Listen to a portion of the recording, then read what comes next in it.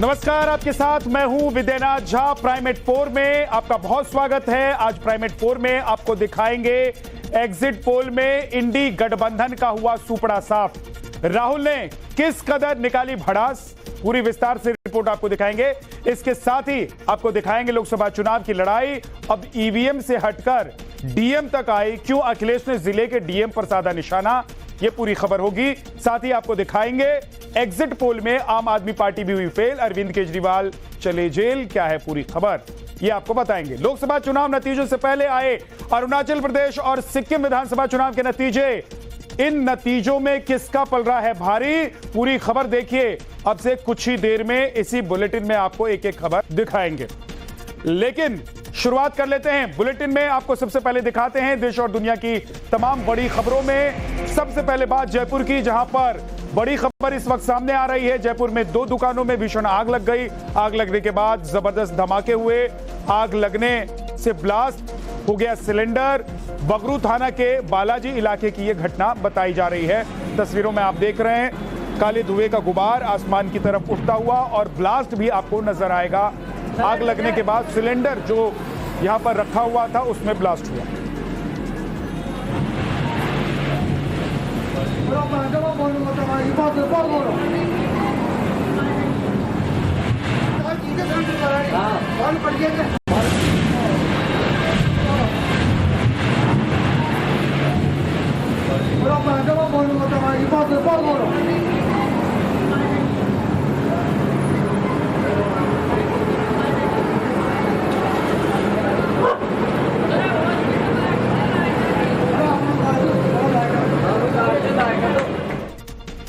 अगली बड़ी खबर, लगातार तीसरी बार प्रधानमंत्री बन सकते हैं नरेंद्र मोदी। नवभारत ईटीजी के एग्जिट पोल में एनडीए पूर्ण बहुमत से आगे।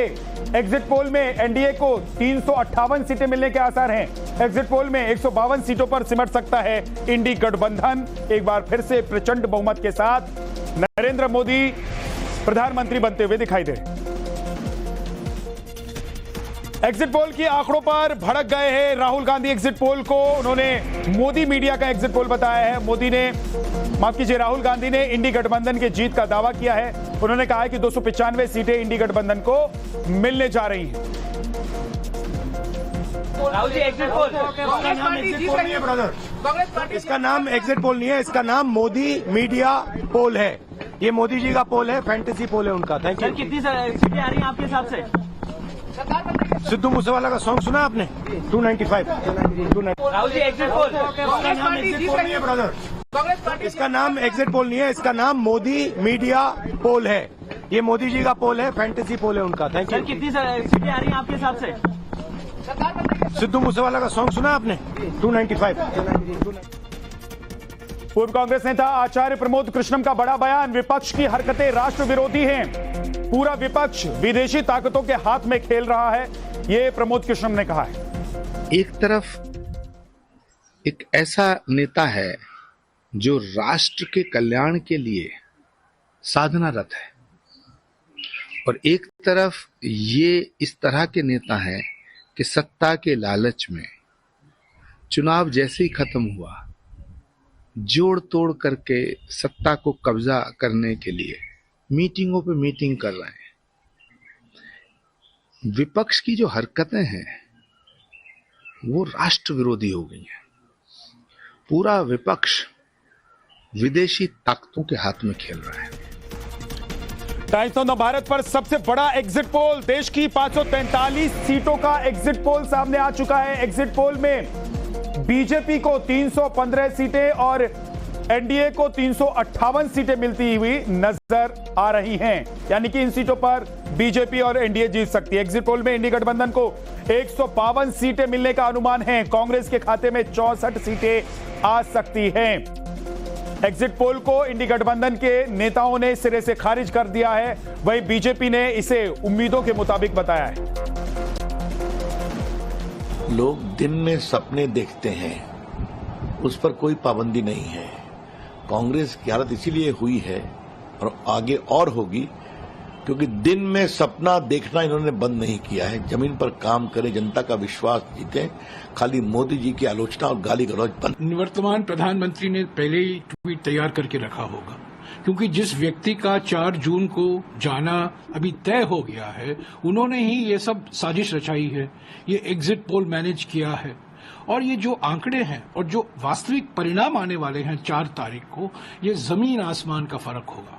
ये सब एक मनोवैज्ञानिक खेल है हमारा हौसला कमजोर करने के लिए। अब देखिए 4 तारीख को पता लग जाएगा कि एग्जिट पोल जनता के बीच में से आए हैं, बीजेपी के दफ्तर से आए हैं, क्योंकि हार स्वीकार करना बहुत मुश्किल होता है और हार के बाद संभल के बात करना बहुत मुश्किल होता है। बौखला गए हैं एग्जिट पोल देखकर विपक्ष के नेता। किसी भी हालत इंडिया ब्लॉक, इंडिया अलायंस 295 से 310 उसमें सीटें जीतकर सरकार बनाने जा रही है। इंडिया आघाड़ी सरकार बनाएगी। ये डर है, ये जो आंकड़े आते हैं ना 10, 15, 20 एग्जिट पोल की कंपनी से, ये खेल है, धंधा है भाई। ये क्या एनजीओ चला रहे हैं क्या? कोई पैसा देता है, उस हिसाब से वो आंकड़े लाकर सामने रखते हैं।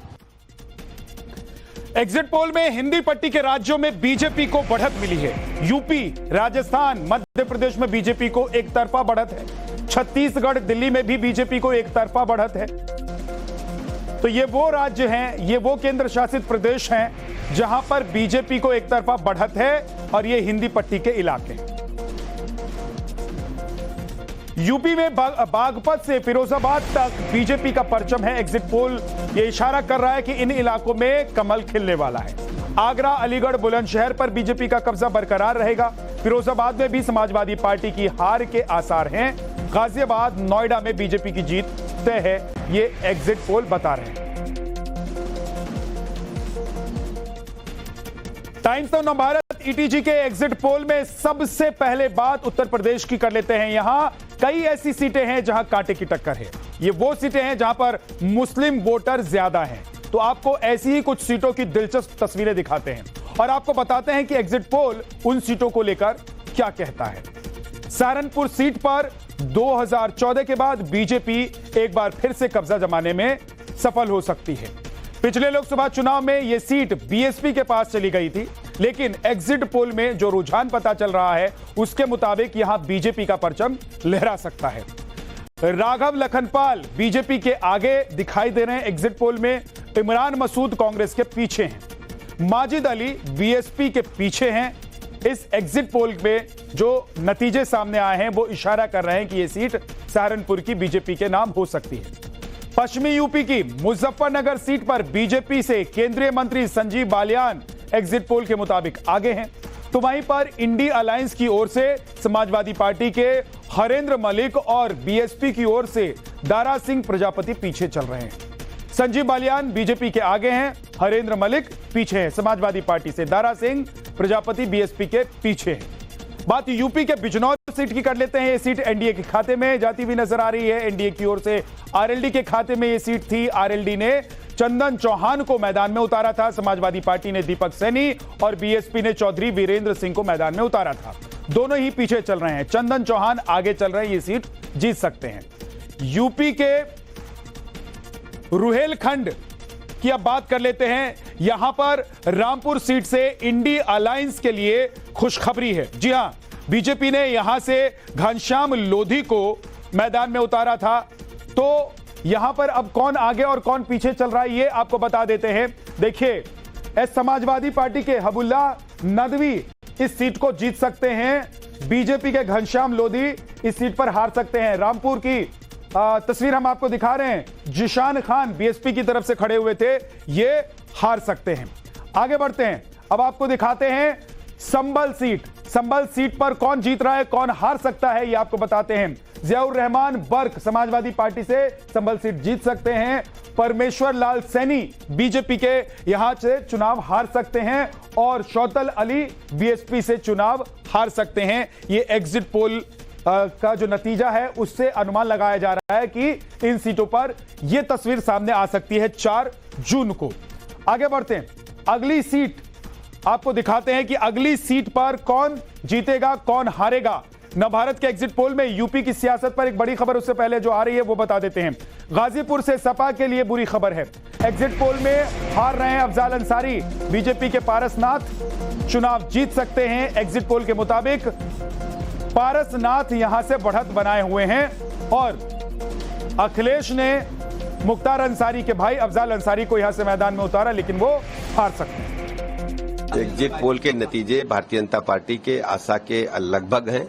4 तारीख को जब मतगणना होगी 12 बजे तक स्थितियां स्पष्ट हो जाएंगी। एनडीए पूरे देश में 400 पार करेगा। प्रदेश में हम 80 की 80 सीटें जीतेंगे। एग्जिट पोल जो लोग करते हैं उनके बारे में भी हमें और आपको पता है। हमें पूरी उम्मीद है कि 40 सीटें इंडिया गठबंधन की उत्तर प्रदेश से आ रही हैं। हमने वेस्टर्न यूपी से लेकर ईस्टर्न यूपी देखा है और आपने भी देखा है कि अखिलेश जी की सभाओं में लोग बेकाबू हो गए। इस कदर जोश और खरोश उनके अंदर था कि क्या वो जोश और खरोश देख के आपको नहीं अंदाजा था कि ये सीटें जीतने जा रही हैं? तो हमें इस पे यकीन नहीं है। ये जिस तरह से आप लोग दिखा रहे हैं, हमें लगता है कि इसके उल्टे नतीजे आने जा रहे हैं उत्तर प्रदेश के अंदर। एग्जिट पोल जो इशारा कर रहे हैं उससे अब अखिलेश यादव से लेकर राहुल गांधी तक भड़के हुए हैं। अखिलेश की भड़ास एग्जिट पोल पर निकली है। उन्होंने कहा है कि ईवीएम नहीं डीएम आधार है इस एग्जिट पोल का। प्रशासन याद रखे कि जनशक्ति से बड़ा बल और कोई नहीं होता है। अखिलेश यादव ने एग्जिट पोल के बाद ट्विटर पर एक्स पर पोस्ट करके यह बयान दिया है। और बड़ी खबर एक आपको बता देते हैं, यूपी के एग्जिट पोल पर एक और बड़ी खबर यह है कि गोरखपुर में दूसरी बार जीत रहे हैं रवि किशन। फिरोजाबाद में समाजवादी पार्टी की हार के आसार हैं। फिरोजाबाद से चुनाव हार सकते हैं अक्षय यादव। यादव परिवार के वो सदस्य जिनको मैदान में उतारा गया। अखिलेश यादव ने अपने परिवार के 5 लोगों को टिकट दिया था। 5 यादव ही समाजवादी पार्टी की तरफ से उत्तर प्रदेश में चुनावी मैदान में थे। इसके अलावा किसी भी यादव सरनेम वाले व्यक्ति को अखिलेश यादव ने इस बार चुनावी मैदान में अपनी पार्टी की तरफ से नहीं उतारा था। और इस वक्त एक और बड़ी खबर आपको बताते हैं, दिल्ली में तीसरी बार चला मोदी का मैजिक। एग्जिट पोल में क्लीन स्वीप कर रही है बीजेपी। सभी 7 सीटों पर बीजेपी की जीत तय मानी जा रही है। एग्जिट पोल तो यही कम से कम इशारा कर रहे हैं कि बीजेपी एक बार फिर से दिल्ली फतह कर सकती है और सभी 7 की 7 सीटों पर बीजेपी जीत सकती है। यानी कि पिछली बार की तरह ही दिल्ली के जो चुनाव के नतीजे होंगे वो देखने को मिल सकते हैं।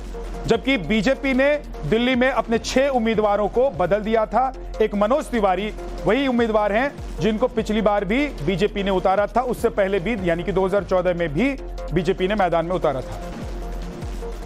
चलिए अब आपको दिल्ली की कुछ सीटों पर एग्जिट पोल दिखा देते हैं कि आखिर कौन सी सीट से कौन जीत सकता है और कौन हार सकता है। चांदनी चौक से प्रवीण खंडेलवाल जीत सकते हैं। जयप्रकाश अग्रवाल हार सकते हैं। यहां पर नॉर्थ ईस्ट सीट जो है यहां पर मनोज तिवारी जीत सकते हैं। कन्हैया कुमार जिन्हें बड़े अरमान और उम्मीदों के साथ उतारा गया था वो हार सकते हैं। और अब आपको 4 जून के नतीजों पर सट्टा बाजार की जो चाल है वो बता देते हैं। एग्जिट पोल पर सट्टा बाजार ने भी मुहर लगा दी है। देश के 10 में से 6 सट्टा बाजार में बीजेपी को बहुमत दिया गया है। फलोदी सट्टा बाजार में एनडीए को 355 सीटें दी जा रही हैं। बीजेपी को 312 से 315 सीटें मिलने का अनुमान जताया जा रहा है। कांग्रेस को 60 से 70 सीटें मिल सकती हैं। आपको बता दें कि राजस्थान के फलोदी सट्टा बाजार का आकलन काफी सटीक माना जाता है। इस पर विश्वास किया जाता है। फलोदी सट्टा बाजार 500 सालों से आकलन के लिए जाना जाता है, जहां चुनाव को लेकर काफी आकलन किए जाते हैं। लोग सट्टा लगाते हैं। हालांकि ये इलीगल है, लेकिन ये बाजार है और इस बाजार का जो अनुमान होता है वो सही होता आ रहा है। आगे आज कर रहे हैं 7 अहम बैठकें। 100 दिन के एजेंडे पर चर्चा करेंगे प्रधानमंत्री नरेंद्र मोदी। 100 दिन के एजेंडे पर मंथन करने के लिए प्रधानमंत्री नरेंद्र मोदी ने आज 7 बैठकें बुला ली है। दिल्ली में पीएम मोदी ने अहम बैठक बुलाई है और इस बैठक में जिन अहम मुद्दों पर चर्चा होनी है उसमें से एक है कि चक्रवात से जो तबाही हुई है उस पर बातचीत होगी।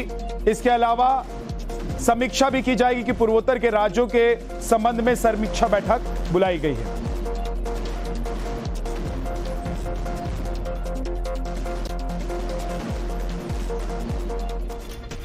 और नतीजों से पहले ही एक्शन में पीएम मोदी नजर आ रहे हैं। हीट वेव पर हालात की समीक्षा की जाएगी।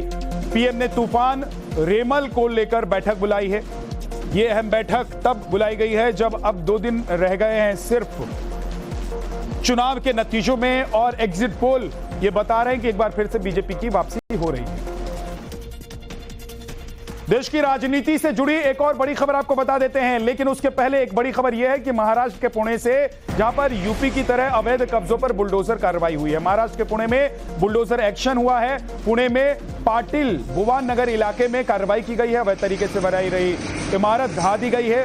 पुणे नगर निगम ने अवैध इमारत गिराई है। 15,000 स्क्वायर फीट पर हो रहा था अवैध निर्माण।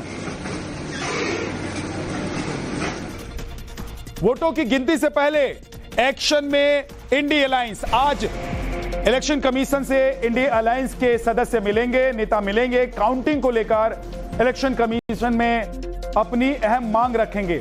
सबसे पहले पोस्टल बैलेट की गिनती करने की बात की मांग रखी जाएगी।